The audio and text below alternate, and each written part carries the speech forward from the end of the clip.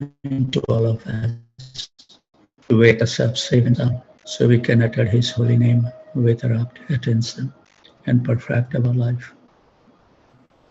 So we are doing the Braj Mandala Parikrama, first day doing the Parikrama of Vrindavan. Yesterday we were at the Shingar Ghat or the Chir Ghat, and we will continue our journey toward Kesi Ghat today. But before we can have the entry in the 12 forest of Vrindavan, let's beg the mercy of those who eternally reside in Braj, and by their mercy only we will be able to reside mentally or physically in Vrindavan. So let's sincerely offer our obeisances and beg the mercy of the divine couple, Radha and Krishna, Giri Govardhan, Panchatattva, Lord Nrsingadev.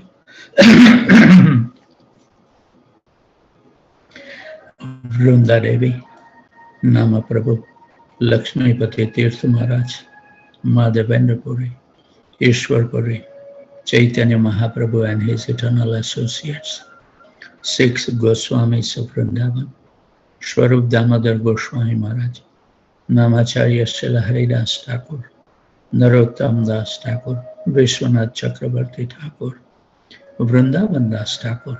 Today is auspicious day of disappearance day of Vrindavan Das Thakur, so we will do all in the life of Vrindavan Das Thakur at 6:15 after the song. Narhari Sarkar, Lochan Das Thakur, Purushottam Das Thakur, Abhiram Das Thakur, Parmeshwar Das Thakur, Baldev Vidyabhushan, Uddhava Das, Madhusudan Goswami Maharaj, Jagannath Das Babaji, Vipin Vihari Goswami Maharaj, Bhakti Vinod Thakur, Bhagavad Das Babaji, Gurkishore Das Babaji, Bhakti Siddhanta Saraswati Maharaj and our dear Srila Prabhupada, who came at an advanced age, leaving aside a perfect situation, living in Vrindavan, came in a cargo ship, having a couple of heart attacks on his way. No fixed residence, no money, sleeping only 3-4 hours a night. Prabhupada performed all his austerity for one purpose, to show us the path that we can follow in his footsteps and deliver our soul from the nuisance of this material existence. So let's stay on course.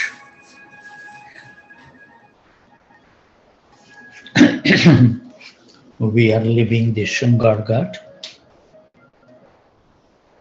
and we are walking, approaching toward the Kesi Ghat.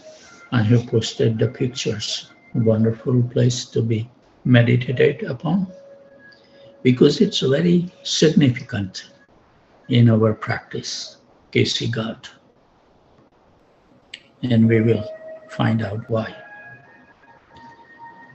We will be walking single line through the narrow stone pathway that leads to the Kesi Ghat. Here, Krishna fearlessly killed the terrifying horse demon, Kesi demon. Rupa Goswami has written the following verse, quote, "My dear friend, if you still have any desire to enjoy the company of your friends within this material world, that don't look upon the form of Krishna, who is standing on the bank of Kesi Ghat, is a bathing place in Vrindavan. It is known as Govinda, and his eyes are very enchanting. He is playing upon his flute, and on his head there is a peacock feather, and his whole body is illuminated by the moonlight in the sky." Nectar of Devotion, page 109, described wonderfully. So this is important for all of us to understand that this Actually, in Vrindavan, Krishna killed maximum demons, 8 demons in Vrindavan. And the Keshi represent the huge horse, represent the freeing the sincere devotee from the illusion of considering himself a great devotee or acharya. Such an illusion produces material pride and tendency to lord it over offensively over others.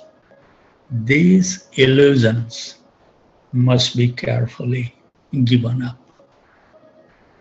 So in Vrindavan, he killed maximum demon, and in Kamyavan, he killed only one demon, which is Vyomasur. And what that Vyomasur represents? The deceitful devotees who are not truthful. So we have to learn, if we are seeking for the love of Krishna, as we see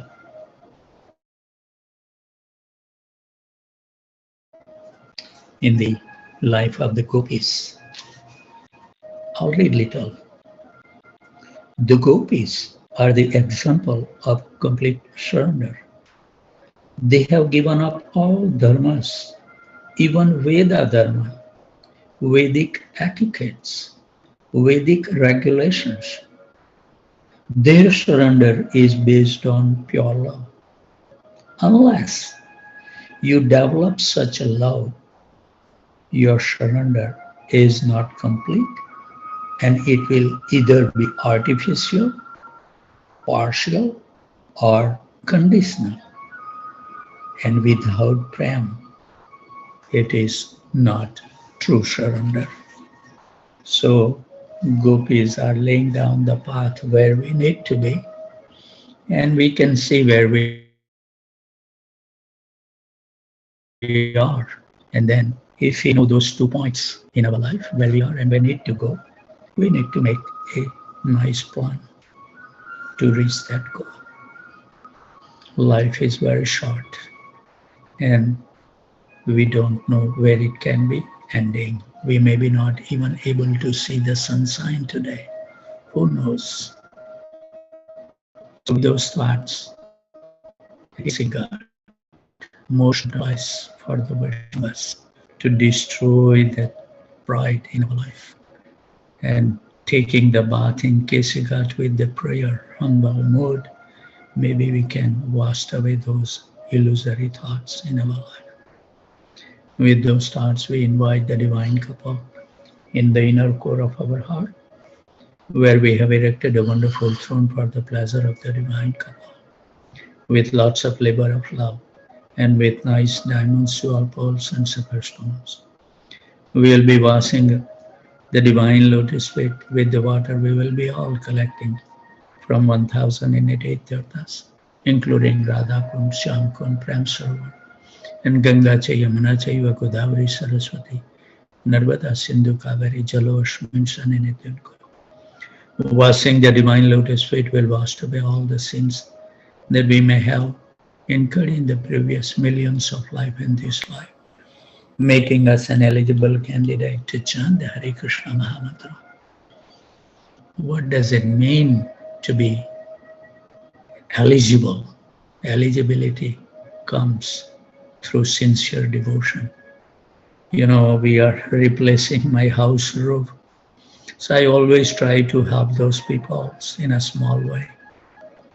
So they have 3 inches diameter, 2 wheels, 2 feet apart, and then strong magnet, maybe 2 inches above the ground because of the wheel. You just roll it over, and all these iron nails get attracted. So I was just thinking that we also, what we need to know, so Krishna is so attractive, but still we are not getting attracted by Krishna. So when I was picking up the nail, I was thinking that all this dirt all around, it just picked up the nails only, no dirt, nothing. So if we want to get attracted by Krishna. Single pointed devotion is required. So then we will dry the lotus feet, and then we will offer them the most fragrant incense stick for the pleasure of the divine couple. And then we will light up the Gelam to perform the Aarti at the Keshri Ghat. And when we perform the Aarti, we pray at the divine lotus feet.